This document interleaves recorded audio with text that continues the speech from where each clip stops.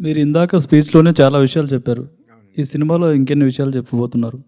అంటే it's not about ఈ విషయాల గురించే కాదండి సినిమా. సినిమా చాలా చందమామ కథ ఎలా చదువుతాము అలాగా చాలా హాయిగా, నీట్‌గా ఉంటది. హర్రర్ ప్రెమిస్ ఉంటది, తాంత్రిక ప్రెమిస్ ఉంటది.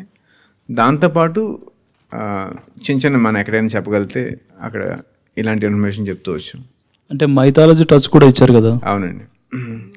అదే నేను మీకు మనకి తెలియకుండానే మన లైఫ్‌లో ఇవి భాగమైపోయాయండి.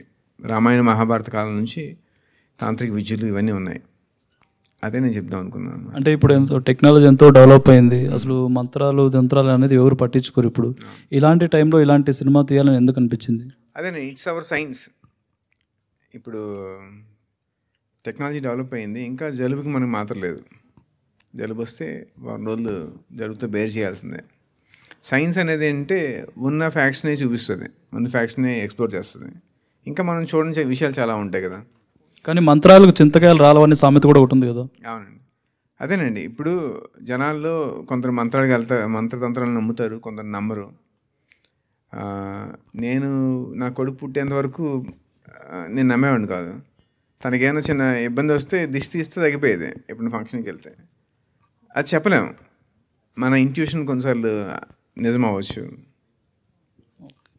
ట్రైలర్లో ఒక తెలుగు ముఖ్యమంత్రి కూడా తాంత్రిక శక్తిని చేశారు, తాంత్రిక పూజలు చేశాడని చెప్పారు. ఎవరండి ఆ ముఖ్యమంత్రి? అది ఇప్పుడు చెప్పలేనండి. సినిమాలోనే చెప్పారా? సినిమాలో కూడా చెప్పట్లే.